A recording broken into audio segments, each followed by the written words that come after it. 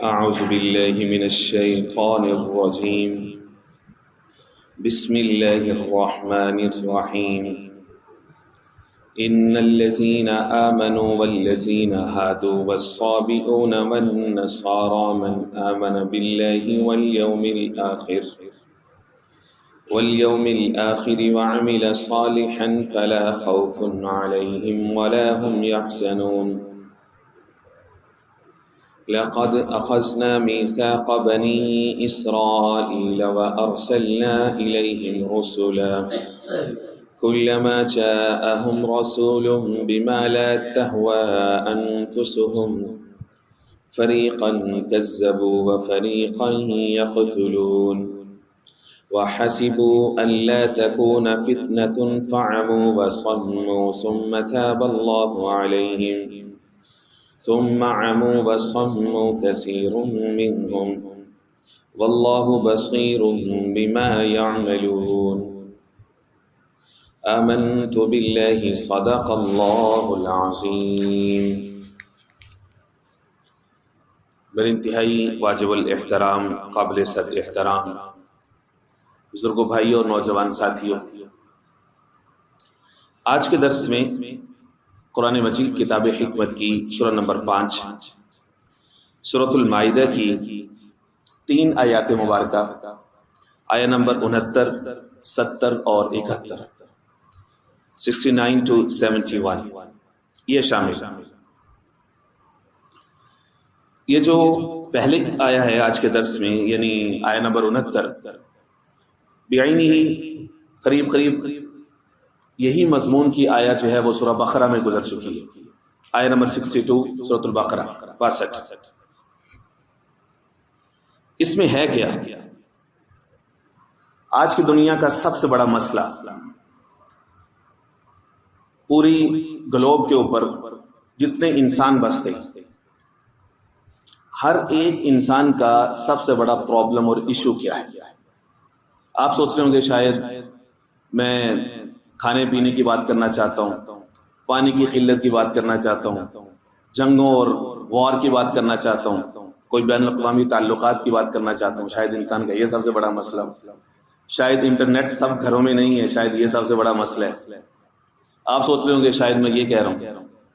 آج کے انسان کا سب سے بڑا مسئلہ یہ ہے کہ اس کے لیے راہ نجات کیا ہے، وے آف سالویشن.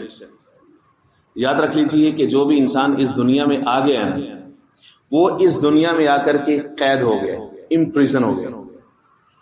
اب اس کے لیے سب سے بڑا ایشو یہ ہے کہ وہ یہاں سے نکلے گا کیسے. موت تو اس کو سارے بتاتے ہیں کہ مر جائے گا تو ختم ہو جائے گا، یہی تو مسئلہ ہے. سالویشن کس چیز میں، نجات کس چیز میں، وہ ایشو حل ہو رہے ہیں. یہ جو سورہ مائدہ کی آیہ نمبر 69 ہے جو آج کے درس میں ہمارے زیر مطالعہ ہے. اس سے پہلے ہمیں یہ سمجھنا ہے کہ نجات اب کہتے کس کو ہیں، جس کی طرح میں نے ابھی اشارہ کیا. نجات کہتے کس کو؟ پہلے نجات کی تعریف تو ہو جائے، سالویشن ہو جائے. قرآن مجید نے خود ہی بتا دیا، یہ آیا کا جو آخری حصہ ہے، نجات کہتے ہیں لا خوف علیہم ولا هم یحزنون. انسان کو کوئی ڈر نہ ہو اور اس کو کوئی غم نہ ہو. ایک ہوتا ہے خوف، ایک ہوتا ہے حزن. یہ دو الگ الگ کیفیات ہوتی ہیں. خوف کہتے ہیں انسان کو جو فزیکلی کوئی ہارم یا کوئی نقصان جو ظاہری طور پر جو پہنچ رہا ہو، اس کو کہتے ہیں خوف. اس وقت انسان کی جو کیفیت ہوتی ہے. حزن کا تعلق ہوتا ہے انسان کے باطن سے، اندر سے. کوئی غم، اولاد کا غم ہو سکتا ہے، مال چھن جانے کا کوئی غم ہو سکتا ہے، کسی قریبی عزیز دوست کسی وفادار کی طرف سے بے وفائی کا غم ہو سکتا ہے. حزن یہ خاص کیفیت. خوف ایک ظاہری کیفیت کو کہتے ہیں. خوف اپنے لیے ہوتا ہے، حزن کسی اور چیز کے لیے بھی ہو سکتا ہے. قرآن مجید سے ہی 2 مثالیں دے رہا ہوں. مثال کے طور پر جناب موسیٰ علیہ السلام کے سامنے جب ایک چیلنج آیا، جادوگر تھے، انہوں نے رسیاں پھینکی اور وہ سانپ بن گئے. علماء سے آپ سنتے رہتے ہیں. موسیٰ علیہ السلام نے جب اتنے سارے سانپ دیکھے، قرآن مجید یہ کہتا ہے یا موسیٰ لا تخف. ایک جگہ پہ نہیں، کئی ساری جگہ پہ. سورہ طٰہٰ آپ پڑھ لیجئے، یا اور بھی کئی ساری جگہ پر ہے. یا موسیٰ لا تخف، سورہ قصص میں یہ 12 نمبر 20 میں، ڈریے نہیں، خوف مت کھائیے، لا تخف. کیوں؟ کیونکہ سانپ انسان کو ظاہری تکلیف دیتا ہے نا، اس کا غم کیا ہے؟ تکلیف ہے ظاہری، تو اس لیے اس کے لیے خوف کی اصطلاح استعمال کی. قرآن مجید اعجازات سے بھرپور ہے، ہر لفظ. اللہ کرے کہ ہماری قوم جو ہے وہ قرآن مجید کو سمجھنا شروع کر دے اور اس کے قریب آ جائے. اللہ ہماری نسلوں کو قرآن مجید کا عاشق بنا دے، اس کی سچی اور سچی سمجھ نصیب فرما دے. خوف دوسری کیفیت ہے، خوف. آپ سورہ توبہ پڑھیے، اس کے اندر واقع ہجرت موجود ہے. اللہ فرماتے ہیں اذ ہما فی الغار، دو لوگ تھے غار کے اندر، یعنی آقا کریم سید المرسلین حضور پاک علیہ السلام کی ذات عالی اور ان کے ہجرت کے ساتھی رفیق یار، رفیق غار جناب سیدنا ابوبکر صدیق رضی اللہ تعالی، وہ ساتھ کفار باہر آ چکے. روایت میں آتا ہے کہ ان کے پاؤں تک نظر آ رہے تھے، وہ جو غار کا دھانا تھا نا وہاں سے. اب جناب صدیق اکبر رضی اللہ تعالیٰ عنہ کو اپنی جان کا خوف نہیں تھا. اپنی جان کا خوف ہوتا تو قرآن مجید وہاں پر یہ کہتا لا تخف. ایک دوست دوسرے اپنے دوست یا ساتھی کو یہ کہہ رہا تھا لا تخف، آپ کو خوف کرنے کی ضرورت نہیں ہے کہ وہ آپ کو قید کریں گے، کہ وہ آپ کی جان لے لیں. آپ کو خوف کرنے کی ضرورت نہیں ہے. جناب سیدنا ابوبکر صدیق رضی اللہ تعالیٰ عنہ کی صداقت کے اوپر، ان کی سچائی کے اوپر اللہ رب العزت نے اس انداز میں مہر لگائی کہ لفظ یہ استعمال فرمایا تاکہ تا قیامت کوئی کالا یہ نہ کہہ سکے کہ ابو بکر جو ہے وہ اپنی جان کا خوف لے کر کے بیٹھا ہوا تھا اور مجبوری میں آیا تھا حضور کے ساتھ. اللہ نے فرمایا محبوب آپ یہ کہیں لا تحزن، غم نہ کر، ان اللہ معنا، بے شک اللہ ہمارے ساتھ. حزن کی اصطلاح استعمال فرمائی کیونکہ سیدنا ابوبکر صدیق کو غم تھا، خوف نہیں تھا. غم کس کا تھا؟ کہ وہ اللہ کے حبیب پاک علیہ السلام پر بھی حملہ آور نہ ہو جائے، کوئی تکلیف نہ دے. ابوبکر صدیق کو اس بات کا غم تھا. تو خوف اور حزن یہ الگ الگ اصطلاحات ہیں. نجات کس کو کہتے ہیں؟ نجات کہتے ہیں کہ انسان کو خوف نہ ہو، اس دنیا میں کسی طرح کے اس کو کوئی خوف نہ ہو. مثال کے طور پر سورہ بقرہ میں رب العزت نے فرمایا وَلَنَبْلُوَنَّكُمْ بِشَيْءٍ مِّنَ الْخَوْفِ وَالْجُوعِ وَنَقْصٍ مِّنَ الْأَمْوَالِ وَالْأَنفُسِ وَالثَّمَرَاتِ. انسان کو خوف کس چیز کا ہو؟ فرمایا ہم آزماتے ہیں لوگوں کو. خوف بِشَيْءٍ مِّنَ الْخَوْفِ وَالْجُوعِ، بھوک، وَنَقْصٍ مِّنَ الْأَمْوَالِ، مالی نقصان، والانفس، جانی نقصان، والثمرات، پھلوں کا نقصان. یہ ہے خوف کہ جس کا تعلق اس دنیا کے ساتھ. اور دوسری چیز ہے غم، حزن. حزن کا تعلق آخرت کے ساتھ کہ دنیا میں جو کیا کرایا ہے انسان نے بما قدمت ایدیہم، دنیا میں جو کچھ بھیجا ہوگا، آخرت میں انسان کو اس چیز کا کوئی غم نہ ہو کہ یار یہ میں نے کیا کر دیا، یہ میرے ہاتھوں سے کیا ہو گیا. تو فرمائے نجات اس بندے کے لیے ہے. نجات اس کو کہیں گے کہ اس کو کوئی خوف نہ رہے اور کوئی غم نہ رہے. قرآن مجید نے یہاں پہ 4 طرح کے گروہوں کو مثال کے طور پر بیان فرمایا ہے. 4 گروہوں سے خطاب فرمایا ہے کہ دیکھو نجات ہم تمہیں بتا رہے ہیں کہ نجات کس چیز میں. وہ 4 گروہ کون سے ہیں وہ سن لیجئے. پہلا گروہ ہے ان الذین آمنوا، وہ لوگ جو ایمان لانے کا دعویٰ کر چکے ہیں. بعض مفسرین نے یہاں سے مراد منافق مراد لی ہے کہ ظاہر ایمان کا دعویٰ تو وہ کر چکے ہوتے ہیں، اور بعض نے یہاں سے وہ مسلمان مراد لیا ہے کہ جو صرف مسلمان ہی ہے. مسلمان کسی اور چیز کا نام ہے اور مومن کسی اور چڑیا کا نام ہے، ایمان کسی اور چیز کا نام ہے. تو اسلام اور ایمان یہ ڈگریز آف فیتھ ہے. انیشل ڈگری آف فیتھ ہے اسلام، زبان سے اسلام قبول کر لیا. تو یہ دونوں باہم مترادف اصطلاحات ہیں. کچھ دروس قبل میں ذکر کر چکا ہوں کہ کئی ساری ایسے الفاظ ہیں جو ایک دوسرے کی جگہ پہ استعمال ہوتے ہیں. تو وہ اسلام اور ایمان بھی ان میں سے ہیں کہ ایک دوسرے کی جگہ پہ استعمال ہوتے ہیں. تو یہاں سے مراد ضعیف الاعتقاد مسلمان بھی ہو سکتے ہیں. ظاہرہ انہی کو ہدایت دی جائے گی نا کہ بھائی یہ کرو، کیونکہ وہ عمل میں کمزور ہیں. فرمایا ان الذین آمنوا، پہلا طبقہ مسلمانوں کا، اور مسلمانوں والذین ہادوا، اور وہ لوگ جو یہودی ہوئے. دوسرا طبقہ ہادو، یعنی سابقہ امت مسلمہ یہود کو یہ کہہ لیجئے کہ 2000 سال تک اللہ نے انبیاء بھیجے لڑی کی طرح. ایک نبی آتا ہے اس کی جگہ پہ دوسرا نبی آتا ہے. جامع ترمذی شریف کے اندر موجود ہے کہ کانت بنو اسرائیل تسوسہم الانبیاء، جو بنو اسرائیل تھے ان میں اللہ کے نبی جو وہ سیاست کیا کرتے تھے. پولیٹکس، لوگوں کی خیر فلاح اور بہبود کی بات کرنا، سارا کچھ پلان کرنا، اسٹریٹجی ڈیولپ کرنا کہ لوگ کس طرح سے کامیاب ہو سکتے ہیں، یہ انبیاء کیا کرتے تھے وہاں۔ ہمارے یہاں تو پولیٹکس کا نام لینا ہی مولوی بیچارے کے لیے جرم ہے، کیوں؟ کیونکہ ان بیچاروں کو سیاست کے مفہوم کا ہی پتہ نہیں، سیاست کہتے کس کو، سیاست مدنیہ تو دور کی بات ہے۔ کانت بنو اسرائیل تسوسهم الانبیاء، بنی اسرائیل میں اللہ کے انبیاء سیاست دان ہوا کرتے تھے، وہ سیاست کیا کرتے تھے۔ جب بھی ان میں سے ایک نبی قتل ہو جاتا یا دنیا سے چلا جاتا تو اللہ رب العزت اس کی جگہ پہ دوسرے نبی کو کھڑا کر دیا کرتے تھے۔ تو یہود نے یہ سمجھ رکھا تھا کہ ہمارے اندر بڑے انبیاء آ رہے ہیں، کتابیں آ رہی ہیں، صحیفے آ رہے ہیں، تو ہم تو بڑے چہیتے ہیں، اللہ کے لاڈلے ہیں۔ اللہ نے ان کو بھی بیچ میں رکھا، او یہودیو سنو۔ تیسری چیز، تیسرا طبقہ، والنصارى، اور نصرانی، کرسچینز، جناب عیسیٰ علیہ السلام کے فالورز، ماننے والے۔ والصابئون، چوتھا طبقہ، صابی۔ صابی کون لوگ ہوتے ہیں؟ صابی ایک خاص قرآن مجید کی ایک اصطلاح ہے، ایک ایسی قوم گزری ہے، اب ان کا کوئی وجود یا لوگ ان سے عام طور پر متعارف نہیں ہیں۔ بعض کے نزدیک تو یہ ہے کہ یہ زبور کو ماننے والے ہیں، اس کی تلاوت کرتے ہیں، اللہ کی کتابوں میں سے ایک کتاب ہے، تو اس لیے ان کو اہل کتاب کے اندر ہی اس کا تذکرہ کیا۔ لیکن یہ لوگ خود کو جناب نوح علیہ السلام سے منسوب کرتے ہیں، اور عقائد میں ان کے یہ ہے کہ اللہ کے کسی نبی کی ضرورت نہیں ہے، انسان کی اپنی عقل ہی کافی ہے نجات پانے کے لیے یا اللہ کی معرفت حاصل کرنے کے لیے۔ یہ لوگ سورج کی، ستاروں کی، ارواح کی پوجا کرتے ہیں یا فرشتوں کی پوجا کرتے ہیں کہ انہی کے ذریعے سے ہمیں جو ہے وہ اللہ کا قرب بھی ملے گا اور ہمیں نجات بھی مل جائے گی۔ نصارہ یہاں پر چوتھے نمبر پر ہیں، جن کا تذکرہ میں نے تیسرے نمبر پر کیا، کہ یہ لوگ جو ہیں یہ بھی اپنے آپ کو بڑا چہیتا سمجھتے ہیں، کفارہ مسیح کے قائل ہیں کہ خدا جو ہے وہ جناب یسوع مسیح کی حیات کے اندر زمین کے اوپر اترا اور اس نے اپنے آپ کو ہی قتل کے لیے پیش کیا اور صلیب ہو کے اس نے باقی سب کرسچینز کے گناہوں کو معاف کر دیا۔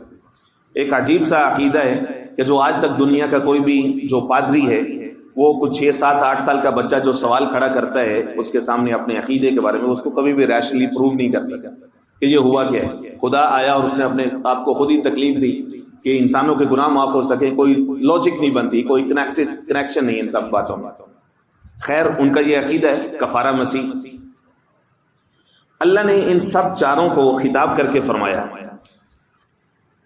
کہ نجات اس شخص کو ملے گی من آمن باللہ والیوم الآخر وعمل صالحا۔ 2 چیزوں میں نجات ہے۔ اب جوابات، نمبر 1 ایمان، نمبر 2 عمل صالح، نیک عمل۔ اللہ نے فرمایا کہ نجات جو ہے وہ ان 2 چیزوں میں، ایمان لے کر کے آنا۔ ایمان کس چیز پر؟ اللہ پر اور آخرت کے دن پر۔ فرمایا کہ ان 2 چیزوں پر ایمان لانا اور عمل صالح کرنا، ان چیزوں میں نجات ہے۔ نجات حسب و نسب کے اندر، رنگ و نسل کے اندر، فرقہ پرستی کے اندر، دنیا کا مال و دولت اکٹھا کرنے کے اوپر نجات نہیں۔ یہ عالم عیش و عشرت کا، یہ حالت کیف و مستی کی، بلند اپنا تخجل کر، یہ سب باتیں ہیں پستی کی۔ بس اتنی سی حقیقت ہے فریب خواب ہستی کی کہ آنکھیں بند ہوں اور آدمی فسانہ ہو جائے۔ نجات اس میں نہیں ہے۔ ذات پات، رنگ و نسل، حسب و نسب، ان کے اندر نجات اخروی نہیں ہے۔ وقت آئے گا جتنا کچھ انسان نے اکٹھا کیا ہے وہ سارا کچھ جو ہے وہ یہیں رہ جائے گا، سب کچھ یہیں، سب ٹھاٹ پڑا رہ جائے گا۔ جب لاد چلے گا بنجارا، کیا گیہوں چاول موٹ مٹر، کیا آگ دھواں کیا انگارا، سب ٹھاٹ پڑا رہ جائے گا جب لاد چلے گا بنجارا۔ نجات ان چیزوں میں نہیں۔ کیا مسند تکیہ ملک مکان، کیا چوکی کرسی تخت چھپر، سب ٹھاٹ پڑا رہ جائے گا جب لاد چلے گا بنجارا۔ ان چیزوں میں نجات اللہ نے رکھی۔ کیا مندر مسجد تالکوں میں، کیا گھاٹ سرا، کیا باغ چمن، سب ٹھاٹ پڑا رہ جائے گا جب لاد چلے گا بنجارا۔ 2 چیزوں میں نجات رکھی۔ نمبر 1 ایمان باللہ، نمبر 2 ایمان بالآخرت، یعنی یہ بھی ایمان ہی کا حصہ ہے۔ وعمل صالحا، دوسری چیز ہے نیک عمل، عمل صالح۔ اب اس کے اوپر ایک سوال پیدا ہوتا ہے، جس سوال کا تفصیلی جواب جو ہے وہ سورۃ البقرہ والا جو درس جس آیا کا میں نے حوالہ دیا، سورۃ بقرہ کی آیہ نمبر 62 پہلے پارے کے اندر، اس کے ذیل میں میں تفصیل کے ساتھ عرض کر چکا ہوں، مختصر دوبارہ عرض کر دیتا ہوں۔ سوال اس کے اوپر یہ پیدا ہوتے ہیں کہ آج کے کئی سارے جدت پسند اسکالر، مغرب پرست، مغرب کی یونیورسٹیوں سے پڑھے ہوئے یا ان کے زیر اثر میڈیا سے تعلیم لینے والے لوگ، کئی سارے لوگ کہ جن کو جو ہے وہ اخیر عمر میں بڑا شوق چڑھ جاتا ہے کہ نیٹ سے یا تفسیریں لے کر کے، ترجمے مارکیٹ سے لے کر کے قرآن مجید کو سمجھ رہے ہیں اور علماء کو ٹکا کے جواب دینا ہے کہ جی یہ تو آپس میں فرقہ واریت میں لگے ہوئے ہیں، ان کو قرآن مجید کی سمجھ نہیں ہے۔ وہ آپ کو ملتے ہوئے نظر آئیں کہ یہ اعتراض کرتے ہوئے، جو اعتراض میں بھی آپ کے سامنے رکھ رہا ہوں ان آیات کی روشنی میں، اعتراض یہ کریں گے کہ یہاں پر اللہ رب العزت نے ایک اٹل فیصلہ دیا ہے کہ بھئی نجات ہے اللہ اور آخرت پر ایمان لانے میں، نجات ہے نیک عمل کرنے میں۔ اب اس کے اندر اللہ کے نبی، اللہ کے رسول کو ماننے پر نجات ہے، وہ تو اس میں آیا ہی نہیں ہے اس آیا کے اندر۔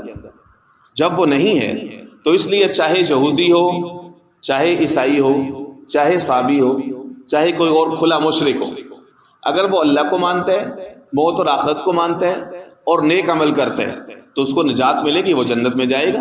آپ کو مارکیٹ میں کئی سارے نظر آئیں گے، میں ابھی کسی کا نام نہیں لینا چاہتا، اگر آپ کا تعارف ہے تو آپ کو ذہن میں آ جائے گا خود بخود۔ اللہ کے رسول پر ایمان لانا ضروری نہیں ہے، اس کے بغیر بھی نجات مل سکتی ہے۔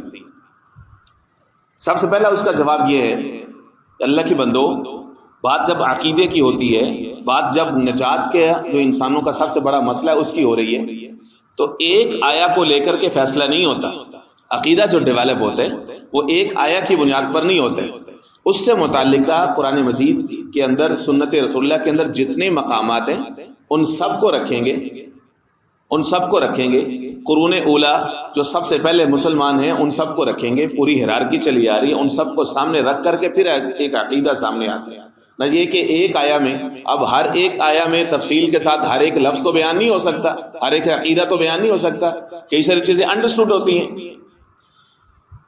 تو قرآن مجید نے جس جگہ پہ ایمانیات کو موضوع بنا کر کے بات کی ہے، مثال کے طور پر سورہ بقرہ ہی کے اندر اس کے آخری جو رکوع ہے، آپ میں سے ہو سکتا ہے کچھ لوگوں کو ویسے ہی حفظ یاد ہو، آمن الرسول بما انزل الیہ من ربہ والمؤمنون کل آمن باللہ وملائکتہ وکتبہ ورسلہ۔ ایمانیات کا ایشو جہاں پر بیان ہوا ہے وہاں پہ اللہ نے رسولوں کا تذکرہ کیا ہے کہ بھائی میرے رسولوں پر ایمان لانا بھی ضروری ہے۔ فقط اللہ اور آخرت کو مان لینا اور نیک عمل کر لینا، انسانوں کے لیے اچھے اچھے عمل کر لینا، اس پر جنت نہیں ہے، یہ اچھے عمل ہے، اس پر جنت نہیں ہے، یہ چیز ذریعہ نجات نہیں ہے۔ ارے بھائی خالی اللہ کو اور آخرت کو تو شیطان بھی مانتا تھا، کیوں دھتکارا گیا؟ اللہ کو وہ مانتا تھا تبھی اس نے اللہ سے بیگنگ کی نا، اللہ سے مانگا کہ مجھے اتنی زندگی دے دے، اللہ کو مانتا تھا، وہ آخرت کو بھی مانتا تھا۔ قرآن مجید کے الفاظ ہیں، وہ مہلت مانگ رہا ہے تو کہہ رہا ہے یوم یبعثون، قیامت تک، علم تو تھا اس کے پاس، قیامت تک کے لیے مہلت دے دے۔ گویا کہ اللہ کو اس نے بھی مانا، ایمان بالآخرہ اس کے اندر بھی کسی نہ کسی درجے میں موجود ہے، تو کیوں وہ دھتکارا ہوا ہے، کیوں مردود ہے، کیوں اس کو رجیم کہتے ہیں؟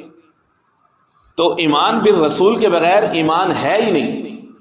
فقط اس آیا کے اوپر آپ فیصلہ کیسے کر سکتے؟ ایمان بالرسول تو انڈرسٹوڈ ہے، اس کے اندر اللہ کو جس طرح سے ماننا ہے، اللہ جس کا کہیں اس کو ماننا بھی ضروری ہے۔ اسی بات کا تو جھگڑا تھا، شیطان کہتا تھا اللہ میں تجھے مانتا ہوں، تو نے مجھے پیدا کیا، خلقتنی من نار، اس نے اللہ کو خالق مانا تھا، اس نے خلقتنی من نار، تو نے مجھے پیدا کیا ہے آگ سے، نار سے، وخلقتہ من طین، اللہ جس کو کہہ رہے تھے کہ اس کو بھی مانو، اس کے اوپر وہ اعتراض کر رہا تھا۔ ایمان بالرسول کی نفی کر کے تو انسان کافر بھی نہیں بلکہ شیطان ہو جاتا ہے کہ بھئی اس کے بغیر بھی نجات ہے، اس کے بغیر نجات کا کوئی تعلق، کوئی چکر نہیں ہے۔ حضور پاک علیہ الصلوۃ والسلام نے یہ فرمایا لو کان موسیٰ حجا، لوگوں سن لو، اگر میرے دور کے اندر جناب موسیٰ بھی زندہ ہو جائیں، لو کان موسیٰ حجا، اگر وہ زندہ ہوتے، لما وسعہ الا اتباعی، میری اتباع کے بغیر ان کو بھی نجات نہ ملتی، کوئی چارہ نہ ہوتا ان کو۔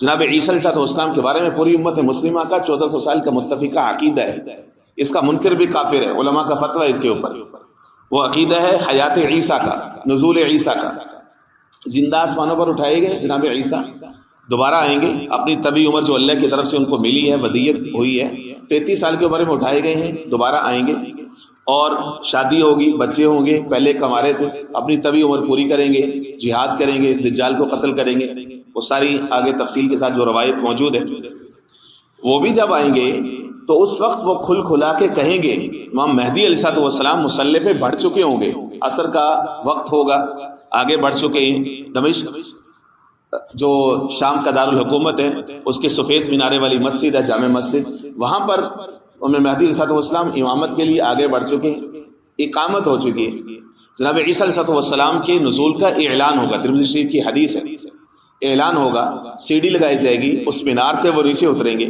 جب وہ نیچے آئیں گے امام مہدی علیہ السلام ان کے ادب اور رسپیکٹ میں مصلی چھوڑ دیں گے کہ آپ اللہ کے نبی رہے ہیں، اللہ نے آپ کو اتنے سارے معجزات سے نوازا، آپ آئیے مصلی پہ۔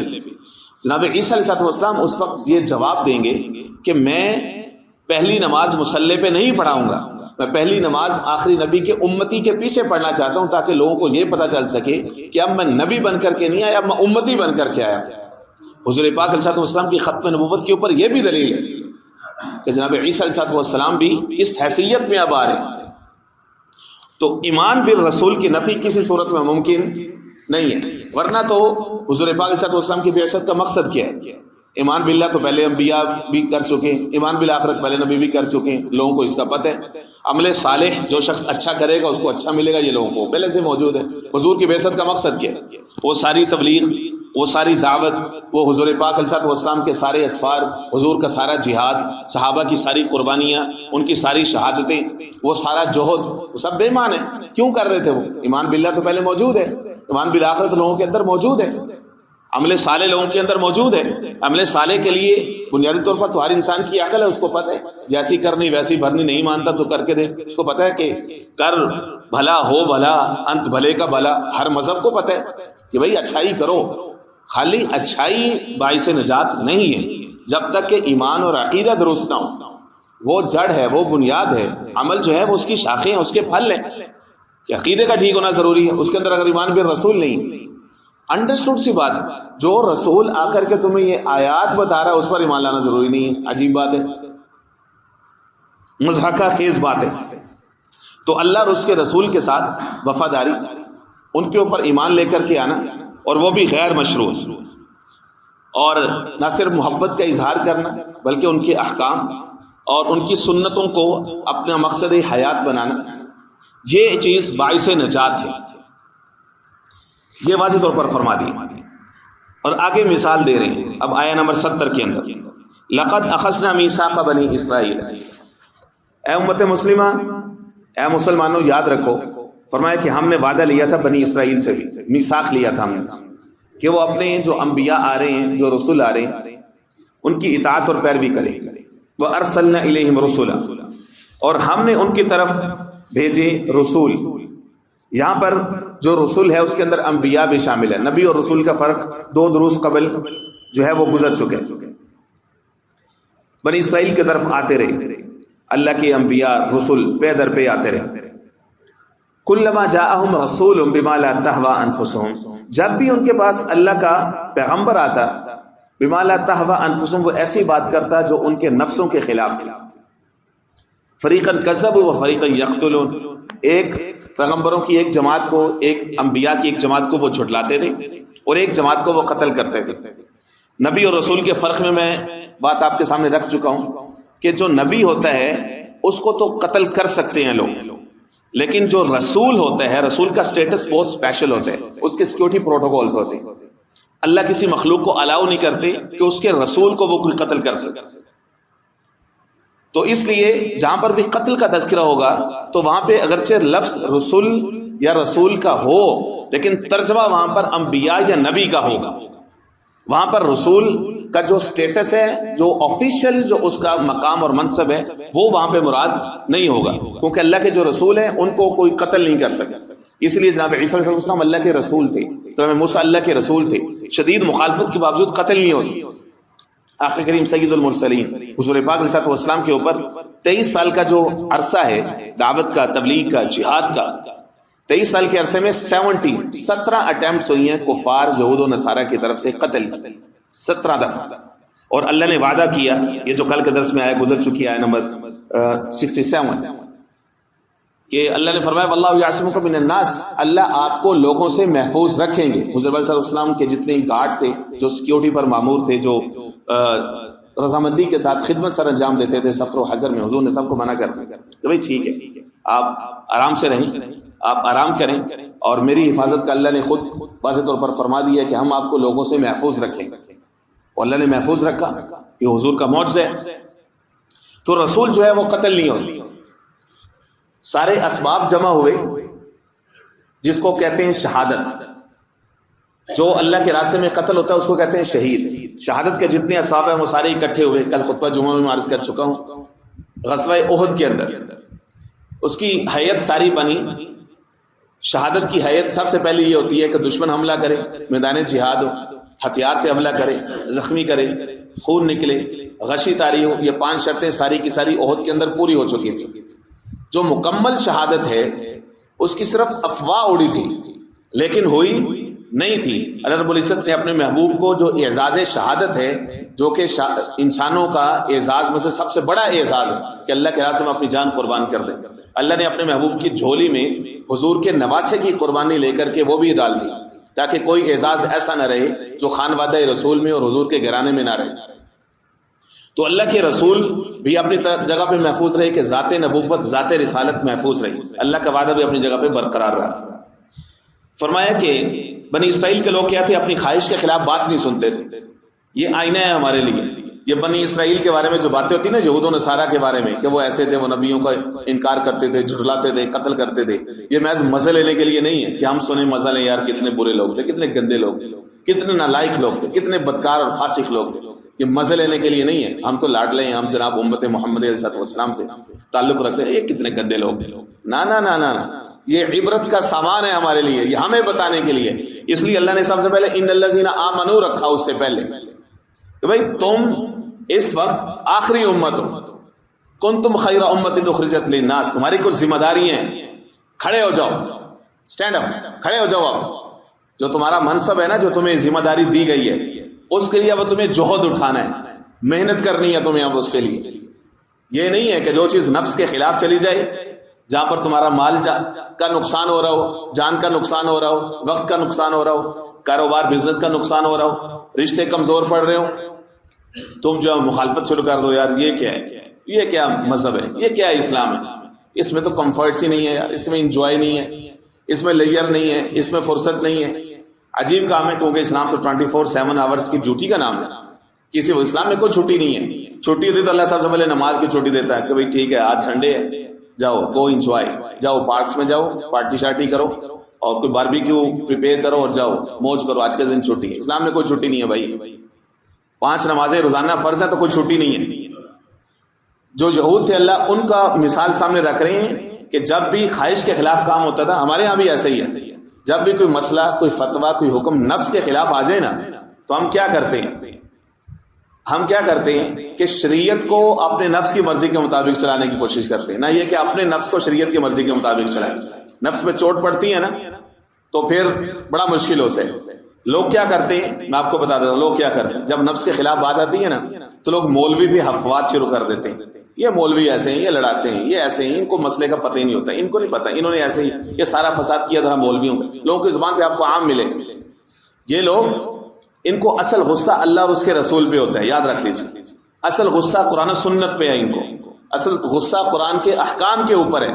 وہ ان پر چوٹ ڈالتے ہیں لیکن اس کو کچھ کہہ نہیں سکتے کیونکہ فوری سے گستاخی کا فتویٰ لگے گا. پتہ ہے کہ لوگ جو ہیں وہ جذباتی ہیں، تو مولوی کو کیا کہ نہ اپنا اندر ٹھنڈا کر لیتے ہیں. یہ لوگوں کا طریقہ ہے. نفس پہ چوٹ پڑتی ہے پھر ان سے برداشت نہیں ہوتی. جو برداشت کرتا ہے وہی تو مجاہد ہے. فرمایا کہ یہ لوگ یہ کرتے تھے، بنی اسرائیل کے لوگ جھٹلاتے تھے، قتل کرتے تھے کہ تم ہمارے پاس کیوں آئے ہو بتانے کے لیے. ہم خود سے عقل مند ہیں، ہم جانتے ہیں ہماری نجات کیا ہے. وَحَسِبُوا أَلَّا تَكُونَ فِتْنَةٌ فَعَمُوا، فرمایا کہ ان لوگوں نے گمان کیا اللہ تکون فتنہ، کہ ان کو کوئی فتنہ نہیں آئے گی. فتنہ بمعنی عذاب ہے، یہاں پہ تکلیف ہے کہ انہوں نے یہ سمجھا کہ ان کی پکڑ نہیں ہوگی. فعموا، اندھے ہو گئے، وسموا، بہرے ہو گئے، یعنی اپنے کاموں میں لگے رہے، اللہ کے انبیاء کی صدا کو سنے ہی نہیں. ثم تاب اللہ علیہ، سزا ملی، ثم تاب اللہ علیہ، پھر اللہ نے ان کی توبہ کو قبول فرمایا.